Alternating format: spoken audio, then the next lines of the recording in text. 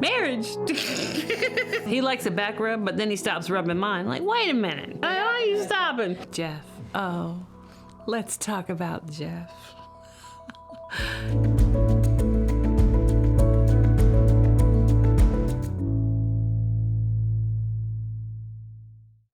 Marriage and relationships are a journey. I heard one person say one time there was 3 parts to a relationship. First, you have the courtship. That's where you're getting to know each other. And then you get married. And then you're on the battleship. And that's where you're really working out the grind. I remember our years on the battleship. I am a very dominant person, and so I have to work very hard to be submissive wife. Not even submissive, but partnership wife, where I don't take away Jeff's voice. And so those battleship years were a grind. They were hard. And sure, we wanted to quit, but that's not what marriage love is about.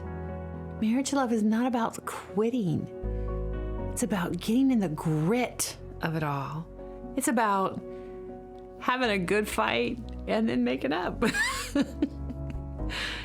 And then I think you hit about 25 years, maybe, you're on the cruise ship. And that's where Jeff and I are now. We're on the cruise ship.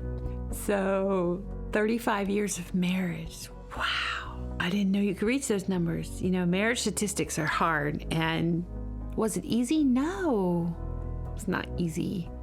We really are one. It's amazing. He knows what I'm thinking. I know what he's thinking. I don't have to ask him. I already know the way he wants something done. He doesn't have to ask me. He knows what Angie wants. There's this undercurrent of communication that doesn't require words. The wink of an eye, the blow of a kiss, the morning text where he says, I don't say I love you enough. And it just makes me feel special.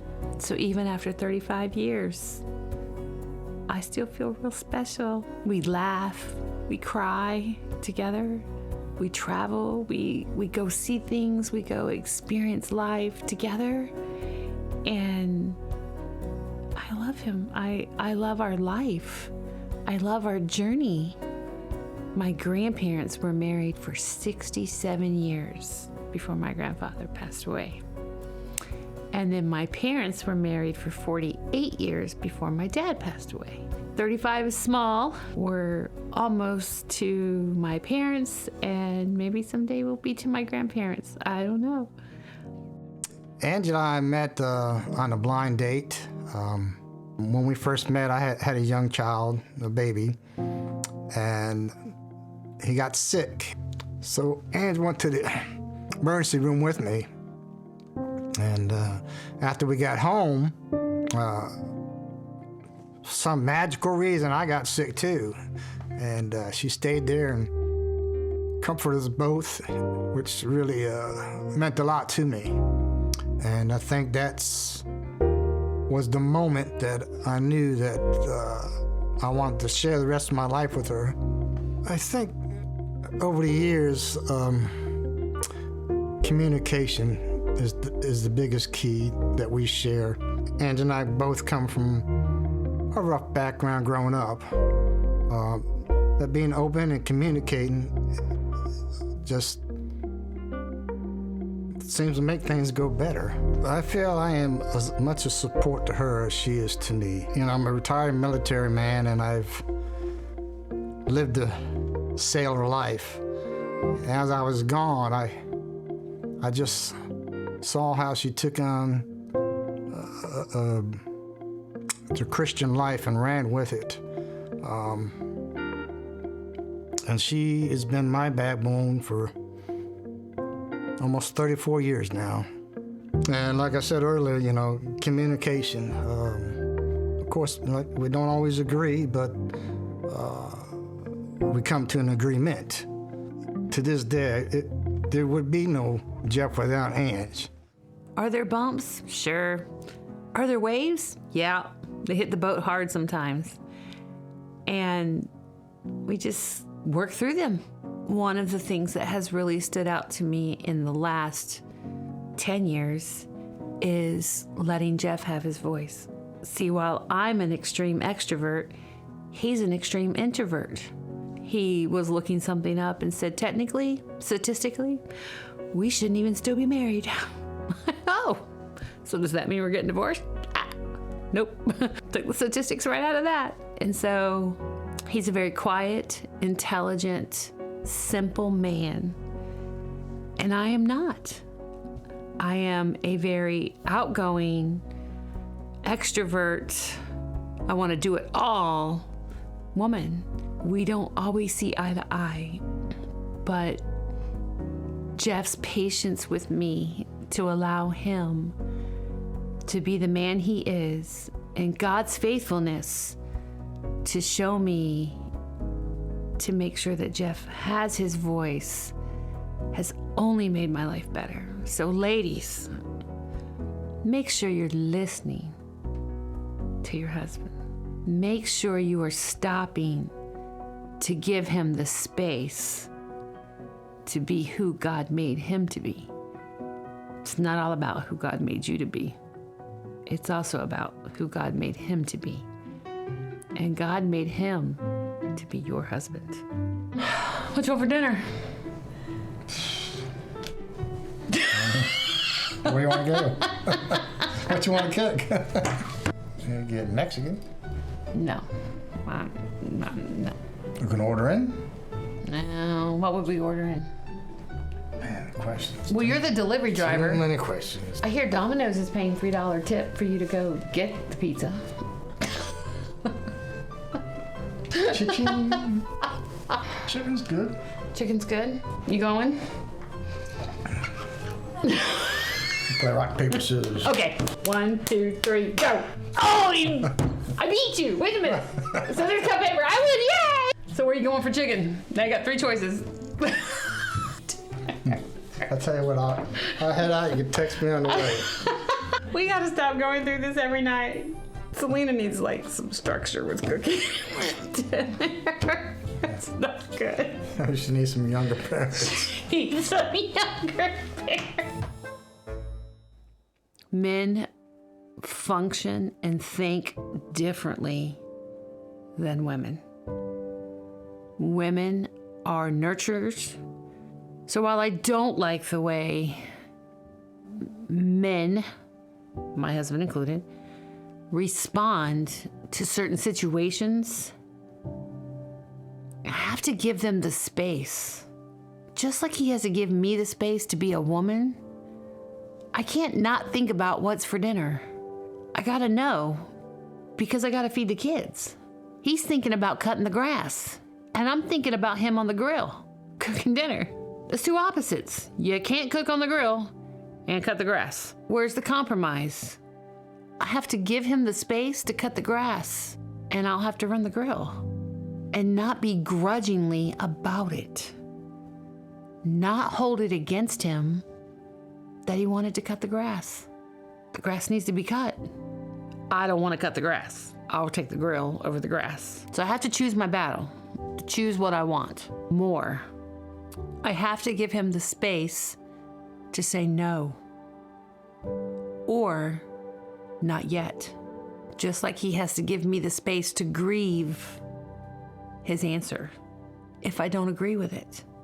I know for me, one of the hardest parts of marriage is when Jeff wants to go away and be quiet. When we're in the heat of a disagreement, or we're just not seeing eye to eye on, I think finances is the most triggering for most relationships. And then he wants to go off and think. I don't like it. I don't accept it.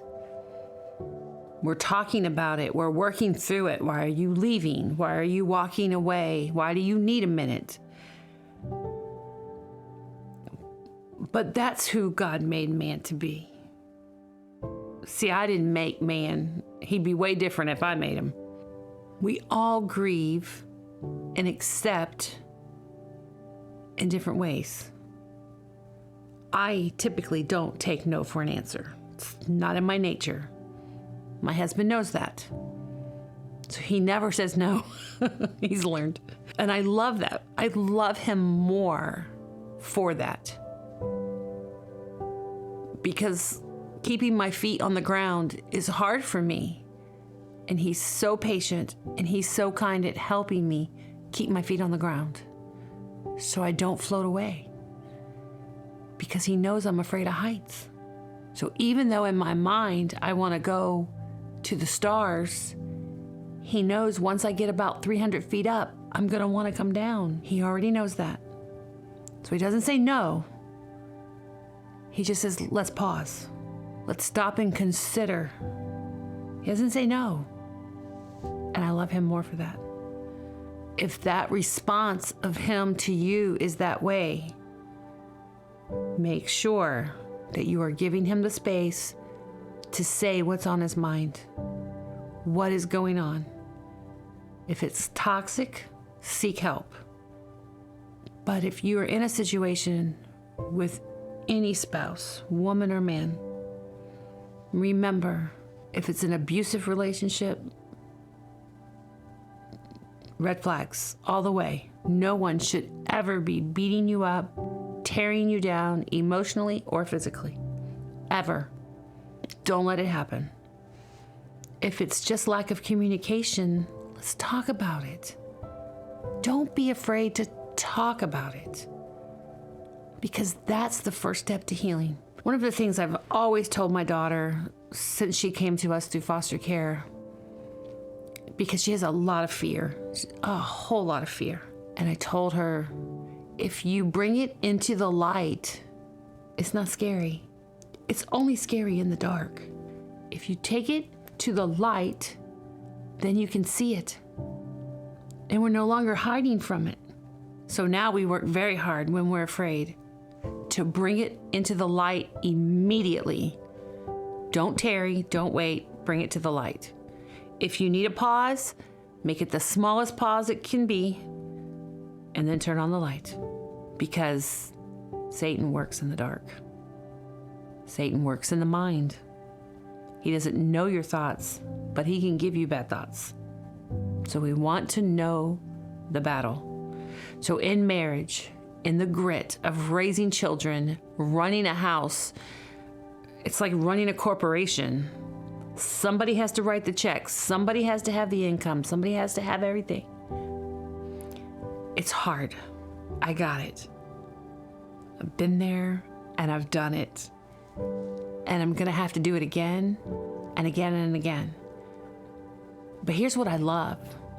I love, at the end of the day, I have a man who loves God and who loves me. I don't always like myself.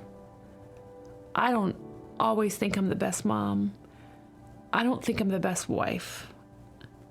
And that's okay. I'm still a work in progress. And I know he's never going to leave my side, because he's had so many chances to go, and he didn't. He's still here. 35 years and counting.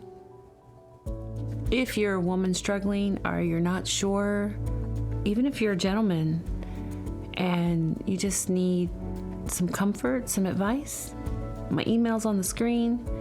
I check my email all the time. Please feel free to reach out. I'm so glad. Any topic, anything you need to talk about, glad to come alongside and lift you up and make your life a better place. So if you enjoy coming into my home as much as I enjoy having you, feel free to visit my Patreon and help us keep these lights going. Appreciate you. Thank you.